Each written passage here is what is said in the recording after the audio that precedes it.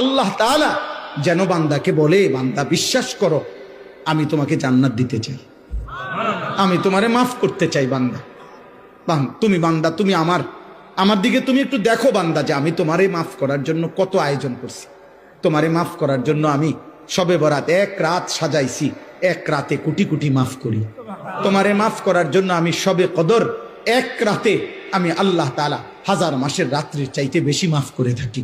তোমারে আমি আল্লাহ মাফ করার জন্য এত বড় শ্রেষ্ঠতম রমজান মাস দিয়েছি, যার মিনিট মিনিট সেকেন্ড সেকেন্ড হীরা মণি মুক্তা মানিকের মতো আমি আল্লাহ সেজদা দিবা একটা, আমার ফেরেশতা লিখবে 70টা। আমি আল্লাহ রহমত দিয়া সাজাইছি, মাগফিরাত দিয়া সাজাইছি, জাহান্নাম থেকে নাজাত দিয়া সাজাইছি। আমি আল্লাহ বৃহস্পতিবার দিবাগত রাতে গুনাহ মাফ করে থাকি। প্রত্যেক দিন তাহাজ্জুদ নামাজের ওয়াক্তে গভীর রাতে কোটি কোটি বান্দা আমি মাফ করি। তাহলে মাফ করার জন্য প্রতিদিন রাত্রে ঠিক করছি, বৃহস্পতিবার রাত্রে ঠিক করছি, শবে বরাত ঠিক করছি, শবে কদর ঠিক করছি, পুরাটা রমজান ঠিক করছি।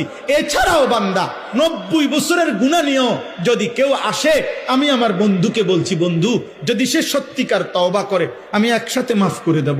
আসমান পরিমাণ গুনাহ নিয়ে আসলে মাফ করে দেব, পাহাড় পরিমাণ গুনাহ নিয়ে আসলে মাফ করে দেব, জমিনের বালুকণা পরিমাণ গুনাহ নিয়ে আসলে আমি মাফ করে দেব। তুমি এরপরে বলো বান্দা, আমি যদি তোমাকে জান্নাত দিতে চাইছি বলে কতভাবে আয়োজন করলাম, আমি আর কি বললে, আর কত সুযোগ দিলে তুমি জাহান্নাম থেকে মুক্তি পাইবা।